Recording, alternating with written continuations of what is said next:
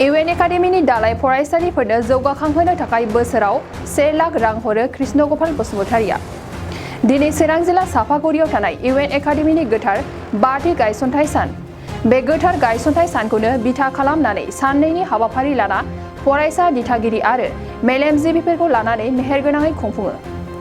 हाबाफारिनि आयदा बादियै फुंबिलि समाव फिरफिला बिरहोयो। बेनि उनाव बर' हारिनि बिफा बड'फा इउएन ब्रह्मनि गोथार सावगारियाव माननि बिबार बावो।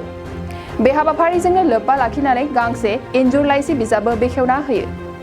फरायसालिनि फोरोंगिरि आरो आलासिफोरा फरायसाफोरजों गुवारै सावरायलायो आरो गोबां बेसेन गोसा बिबुंथि होना गोसो थुलुंगाखांहोनाय बोसोन होयो। गाहाय आलासि महरै बाहागो लाफैयो क'क्राझार इउएन एकाडेमिनि बिथोनगिरि कृष्ण गपाल बसुमतारि बिथाङा।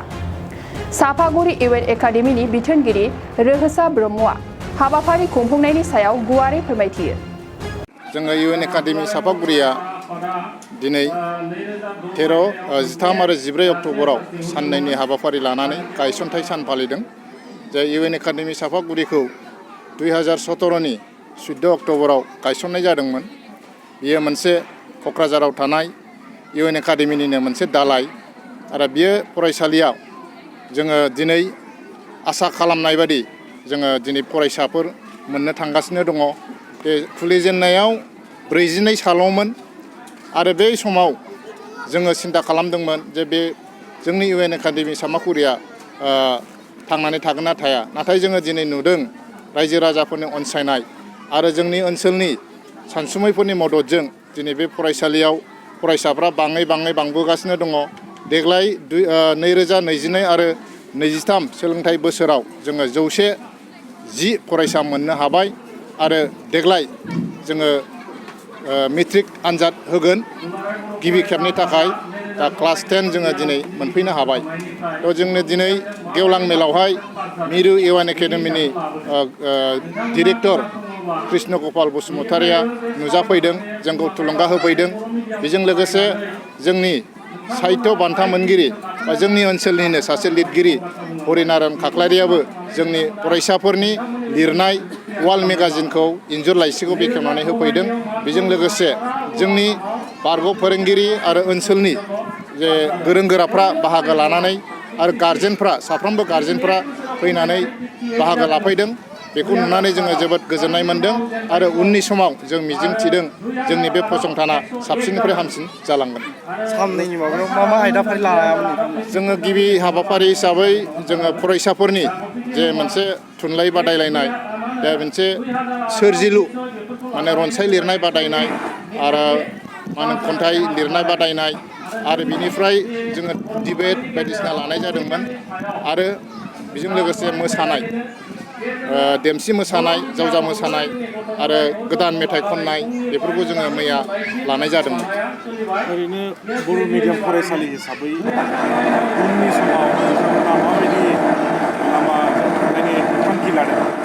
दा जोङो नंगौ समाज नाङैनो मोनसे समाव मोनसे खोमसि फोथायनाय दङमोन जे बियो बर' मिडियामजों जोङो गोजौ सोलोंथाइ लानो हाया होननाय आरो इंराजि मिडियाम फरायब्लाल' माने मोजां साख्रि मोननो हायो, मोजां फरायनो हायो, मोजां मानसि जानो हायो, बेबायदि मोनसे साननाय दङमोन।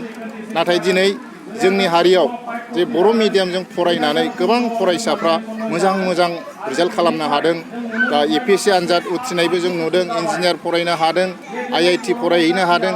दा बेफोरखौ नायोब्ला जोङो आसा खालामदों जोंनि इउएन एकाडेमिया बर' बिजोंखौ जि सामलायनो नागिरदों बै थांखि आरो नोजोराव सफैगोन आरो गमामायै जों दिनै नुनोबो मोनदों गोबां गारजेनफ्रा दिनै बर' मिडियामाव फरायगासिनोबो दंखायो। नांगौबोल' जोंनि जोथोन लानाय, बिमा बिफा सांग्रां जानांगोन, जोंनि फोरोंगिरिफ्रा सांग्रां जानांगोन, जोंनि सामलायग्राफ्रा सांग्रां जानांगोन।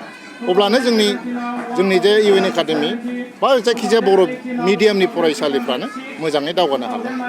ओरैनो फरायसालि हिसाबै माबाफोर अभाबफोर फोरमायनो गोसो नामा? गायसनजेननायनिफ्राय अभाबा गोबां दङ।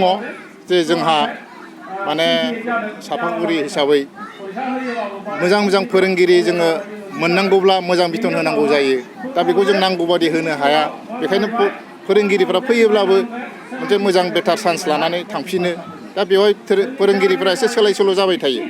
दा बेवहाय जोंहा एसे उसुबिदा मोनो आरो दा मोनसे सोलिबाय थानाय सिलेबास थांबाय थानाय समाव गोदान फोरोंगिरि फैयोब्ला एसे गोनो गोथो जायो बे मोनसे जोंनि जेंना आरो बेखायनो जोङो मोजां जुदि सेलारि होनो हानायमोनब्ला जोङो मोजां जागौमोन मोजां फोरोंगिरि मोनगौमोन बे आरो बिनिफ्राय जेनेबा जोंहा हानि एसे जेंना दङ हाखौ जोङो दाबो गावनि फरायसालिनि नामाव खालामनो हायाखै बे मोनसे जेंना उनावहाय मोनसे नाजानायनि गेजेरजों जानो हागौ खोमा बेखौ जों आसा खालामदों बे फरायसालिखौ गायसननायाव माबा मोनसे गोसोआव थाथावथाव माबा मोनसे जेंनाजों भुगिनांदों नामा फरायसालियाव गायसननायावथ' गोबां गायसनजेननाय आं माने गोसोआव दङ दा जोङो सानदों बेखौ बिराद मोनसे गिनायजों जों गायसनदों आरो बे फरायसालिया थांगोन ना थाङा बे फरायसालिखौ जोङो सामलायलांनो हागोन ना हाया जोङो गोबां सानदोंमोन आरो दा बेवहाय जोङो दा सानबाय बे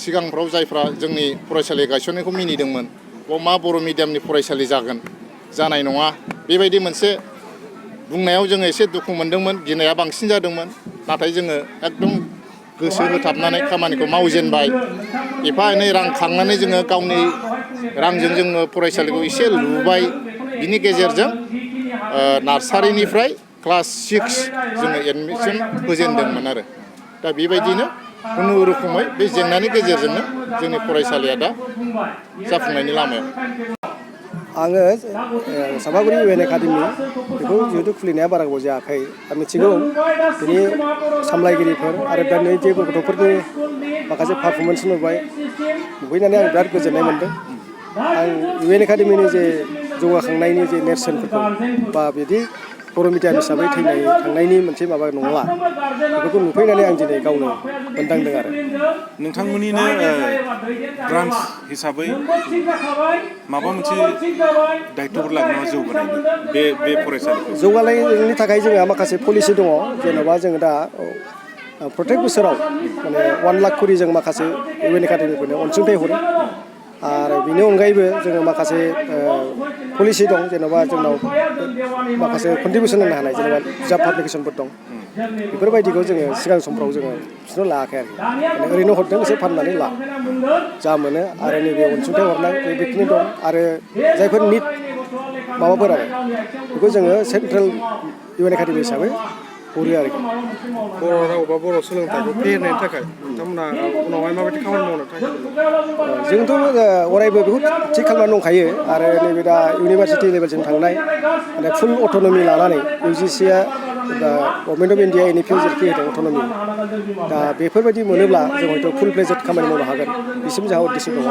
आरो अलरेडि जोंनि बिटिआरनि दानि चिफ प्रमद बर' बिथाङा बुंदों जे हायोब्ला जोङो बर' मिडियामजोंनो बा बर' रावनिनो इउनिभारसिटि खालामनायनि पलिसिखौ लानांगौ होननानै आं बे खोथाखौ आसामनि चिफ मिनिस्टारनि सिगाङावबो एसे बुंखांबाय बिथाङा बुंदों सिलेबासफोरखौ बानायनानै खालामबाय थाखा जानो हायो ना हाया होनना सोंदों जे जोङो मेक्सिमाम साबजेक्टखौ हायाब्लाबो मेजर साबजेक्टखौ जों जाहाथे बर'नि मेइन स्टाडिसाव लांनानै जों खालामनो हायो बेबायदि लेभेलाव थांखियाव जों दंगासिनो दं आरो बिनि थाखाय जोङो माखासे सिंनि जे खामानिफोर एक्टिभिटिसफोर बेखौ मावगासिनो दं आरो जों आसा खालामदों मावनो हागोन आरो गासै आसामाव इउ एन एकाडेमि हिसाबै गंबेसे फरायसालिफोर दं जोंनाव दा रेजिस्टार्डथारा 84था आरो बिनिबो दंबायो माखासेफ्रा खिन्थु जोंजों बारा लिंक गैया बिथांमोना दा 84था इउ एन एकाडेमिफ्रा जोंजों लिंक लानानै सोलिगासिनो दं बाक्सा जिल्ला खख्लाबारि हजुआ सकनि KK रडजों थांनाय लामायाव थानाय MB रिफाइनिं हाउसआव mobile glass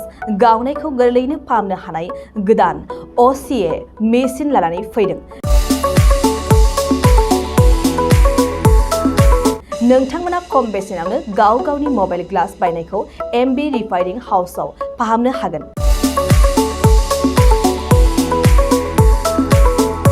mobile glass बायनायखौ फाहामनायजों लोगोसे मबाइलनि बायदि रोखोमनि बाहागो आरो बायदि रोखोमनि मबाइलनि गाज्रि जानायखौ बे MB रिफाइनिं हाउसआव फाहामनो हागोन।